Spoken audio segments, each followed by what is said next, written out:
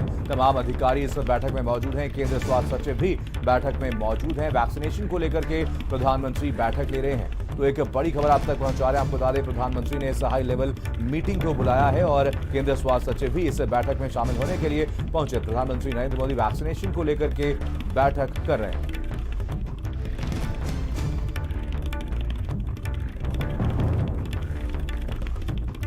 तो एक बड़ी खबर आप तक पहुंचा रहे हैं। आपको बता दें, देश भर में कोरोना का कहर लगातार जारी है। पिछले 24 घंटे में 92,000 से ज्यादा मामले सामने आए, जिसके बाद प्रधानमंत्री नरेंद्र मोदी ने एक महत्वपूर्ण बैठक बुलाई है। वैक्सीनेशन को लेकर के ये बैठक बुलाई गई है और इसमें तमाम मुद्दों को लेकर के इस बैठक में चर्चा भी की जा रही है। तो प्रधानमंत्री नरेंद्र मोदी ने इस बैठक को बुलाया, हाई लेवल मीटिंग बुलाई गई है। कैबिनेट सचिव सहित तमाम अधिकारी इस बैठक में शामिल होने के लिए पहुंचे हुए हैं। तो वैक्सीनेशन को लेकर के प्रधानमंत्री ने इस बैठक को बुलाया। कोरोना मामले को लेकर के प्रधानमंत्री मोदी ने इस बैठक को बुलाया। तो आपको बता दें, कोरोना का कहर लगातार जारी है और दूसरी लहर के बीच लगातार कोरोना के केसेस बढ़ते हुए नजर आ रहे हैं। पिछले कुछ दिनों से 80,000 से ज्यादा मामले सामने आए हैं। वहीं पिछले 24 घंटे की अगर बात करें तो 92,000 से ज्यादा मामले दर्ज किए गए और यहां पर कहीं ना कहीं कोरोना का कहर तेजी से देश भर में बढ़ता हुआ नजर आया।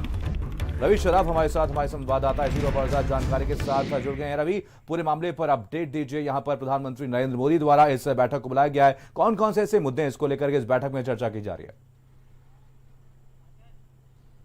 मनीष, देखिए, आधे घंटे से ज़्यादा वक्त हो चुका है। प्रधानमंत्री के नेतृत्व में बैठक चल रही है। स्वास्थ्य सचिव, कैबिनेट सचिव और डॉक्टर पॉल जो है वो मौजूद हैं बैठक में। और लगातार वैक्सीनेशन ड्राइव जिस तरह से देश भर में चलाया जा रहा है, उस पर कहीं ना कहीं मंथन किया जा रहा है कि वैक्सीनेशन ड्राइव अभी तक कहां पहुंचा है। क्योंकि चिंता का बात है, कुछ राज्यों में लगातार जिस तरह से कोरोना का विस्फोट हो रहा है, खासतौर पे महाराष्ट्र की बात करेंगे। महाराष्ट्र में देख लीजिए, लगातार 40,000 45,000 से ज़्यादा केस अगर निकल कर आ रहे हैं, तो एक चिंता का सबब बना हुआ है और तमाम राज्यों में अब कोरोना का कहर बढ़ने लगा है। तो ऐसे में प्रधानमंत्री नरेंद्र मोदी आज मंथन कर रहे हैं कि कोरोना वैक्सीन की जो ड्राइव चल रही थी वो कहाँ तक पहुंची है और भविष्य में क्या कुछ रणनीति तय करनी होगी। क्योंकि पिछले वर्ष जिस तरह से लॉकडाउन हुआ था और लगातार कोरोना का कहर इस तरह से बढ़ रहा था, लोगों को भी परेशानी हुई थी। पर इस बार अगर नाइट कर्फ्यू की ओर अगर आगे बढ़ते हैं, लॉकडाउन की ओर आगे बढ़ते हैं, तो क्या कुछ रूपरेखा होनी चाहिए ताकि लोग परेशान ना हो। आर्थिक मोर्चे पर भी चर्चा की जा रही है कि देश कहीं ना कहीं पीछे ना जाए। तो इन सभी बातों को लेकर प्रधानमंत्री नरेंद्र मोदी के नेतृत्व में बैठक चल रही है। प्रधानमंत्री नरेंद्र मोदी सबसे पहले ये जानना चाहते हैं कि आखिरकार कोरोना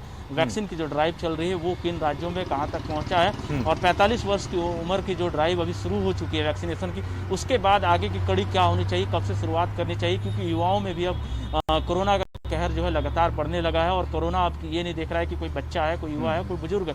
तमाम वर्ष के जो लोग हैं उनको कहीं ना कहीं कोरोना होने लगा है। तो इन सभी बातों को लेकर प्रधानमंत्री डॉक्टरों के साथ भी चर्चा कर रहे हैं। स्वास्थ्य सचिव भी बैठक में मौजूद हैं और मंथन लगातार जारी है कि किस तरह से कोरोना को मात दिया जाए। चिंता का सबब लगातार सबके लिए बना हुआ है और बड़ा सवाल एक उठ रहा है देश भर में कि लॉकडाउन क्या भविष्य में लग सकता है। इन सभी मुद्दों को लेकर प्रधानमंत्री आगे बातचीत करेंगे और रूपरेखा तय की जाएगी कि अगर लॉकडाउन भी किया जाता है, नाइट कर्फ्यू लगाया जाता है, वीकेंड कर्फ्यू लगाया जाता है, क्योंकि कुछ राज्यों ने शुरुआत कर दिया है और हालांकि केंद्र की ओर से पहले ही आदेश तमाम राज्यों को दे दिया गया है कि जिस तरह से कोरोना विस्फोट हो रहा है, अब आपको तय करना है लॉकडाउन की ओर अगर आपको आगे बढ़ना है तो आप किस तरह से क्या म्याद रखेंगे, नाइट कर्फ्यू करेंगे, वीकेंड कर्फ्यू करेंगे, क्या करेंगे, ये राज्यों को डिसाइड करना है। तो अब कहीं ना कहीं प्रधानमंत्री नरेंद्र मोदी एक बार स्वास्थ्य सचिव के साथ चर्चा करने के बाद तमाम राज्यों के साथ भी बैठक करेंगे, राज्यों के मुख्यमंत्री और अधिकारियों के साथ बैठक करेंगे और भविष्य की जो रणनीति है वो तय की जाएगी।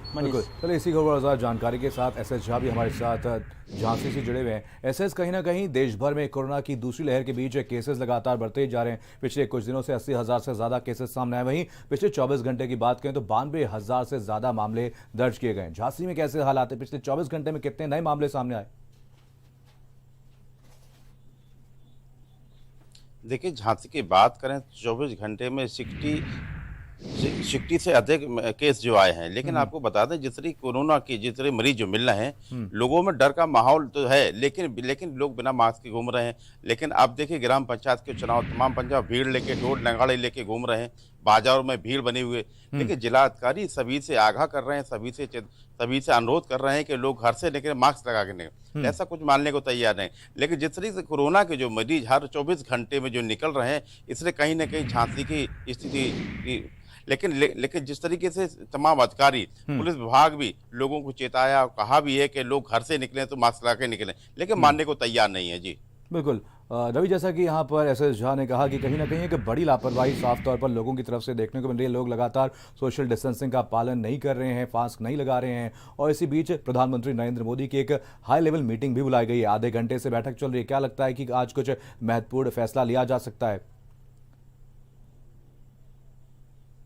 फैसला लेने की जहाँ तक मनीष बात है, आज कहीं ना कहीं रूपरेखा और रणनीति तय की जाएगी, भविष्य की तैयारी के बारे में चर्चा की जाएगी, और कोरोना वैक्सीन जो ड्राइव चल रही है उससे प्रधानमंत्री नरेंद्र मोदी अधिकारियों से अवगत होने वाले हैं। दूसरी जहाँ तक बात आ रही लापरवाही की, जाहिर सी बात है लापरवाही पूरे देश में हो रहा है। खासतौर पर 5 राज्यों में विधानसभा चुनाव है, वहाँ पर देख लीजिए तमाम बड़े नेता एक तरफ चिंतित नजर आते हैं कि कोरोना है, मास्क लगाना है, सोशल डिस्टेंस करना है, पर वही जब बड़े रैली में पहुंचते हैं, बड़े सभाएं करते हैं, लोगों को वही इकट्ठा करते हैं कि ज़्यादा से ज़्यादा लोग उनकी जनसभा में, उनकी रैली में शामिल हो।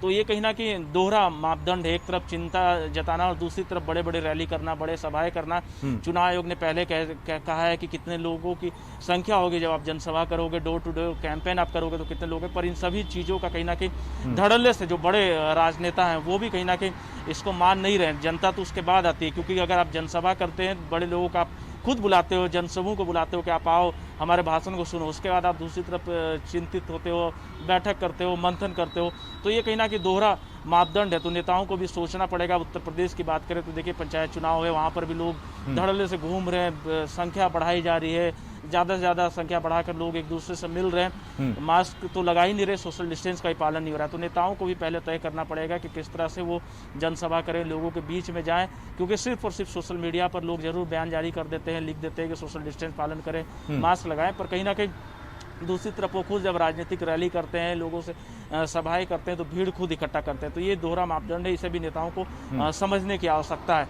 तो इस तरह की चीज़ें लगातार अब जो है देश में कहीं ना कहीं पनपते जा रही है। एक तरफ विधानसभा के चुनाव है, वहाँ पर लोग धड़ल्ले से भीड़ इकट्ठा कर रहे हैं, दूसरी तरफ चिंता जाहिर करना, बैठक करना। तो अब लोगों को भी सतर्क होने की ज़रूरत पड़ेगी। हालांकि लोग खुद भी डरे हुए हैं, भयभीत में हैं। कुछ लोगों के बीच में ये भी चर्चा अब शुरू हो चुकी है क्या भविष्य में भारत में लॉकडाउन लगने वाला है, किस तरह की तैयारी होगी। एक भय का माहौल तो देशवासियों के बीच में अब बन चुका है। तो ऐसे में अब प्रधानमंत्री नरेंद्र मोदी को भी सामने आना होगा, उनको देशवासियों को संबोधित भी करना पड़ेगा और बताना पड़ेगा क्या स्थिति है और भविष्य की क्या रणनीति है। क्योंकि देखिए और भी अगर विदेश की बात करें और भी देशों की बात करें तो जगह जगह पर लॉकडाउन शुरू हो चुके हैं, नाइट कर्फ्यू शुरू हो चुके हैं। तो ऐसे में देश की क्या आगामी रणनीति है, खासतौर पे कोरोना वैक्सीन की ड्राइव को लेकर के किस तरह से वैक्सीनेशन ड्राइव को बढ़ाया जाएगा। दिल्ली के मुख्यमंत्री ने मांग किया है कि वैक्सीनेशन ड्राइव को पूरी तरह से दिल्ली में रन करने के लिए उन्हें अनुमति मिले, उन्हें तमाम सुविधाएं उनको दी जाए ताकि वो वैक्सीनेशन ड्राइव को बड़े पैमाने पर पूरे दिल्ली में चला सके। तो ऐसे में केंद्र से तमाम राज्यों के मुख्यमंत्री मांग भी कर रहे हैं वैक्सीनेशन ड्राइव को बढ़ावा देने के लिए उनको पूरी मशीनरी की ज़रूरत है। तो ऐसे में अब केंद्र की ओर से क्या कुछ आदेश आते हैं, आज की बैठक के बाद क्या परिणाम निकलते हैं, इन सभी पर कहीं ना कहीं देशवासियों की नज़र जो है टिकी हुई है। और खासतौर पे जो राज्यों के जो मुख्यमंत्री हैं, सूबे के जो अधिकारी हैं, उनकी भी निगाहें इस बैठक पर टिकी हुई है। बिल्कुल। चलिए एसएस झा भी हमारे साथ झांसी से जुड़े हुए हैं। एसएस, आने वाले समय में यूपी में पंचायत चुनाव भी होने और इस बीच कोरोना की दूसरी लहर के बीच लगातार कोरोना के मामले भी लगातार बढ़ते हुए नजर आए। इसके मद्देनजर प्रशासन की तरफ से क्या कुछ तैयारियां देखने को मिल रही है, क्या कुछ सख्त निर्देश प्रशासन की तरफ से दिए गए हैं?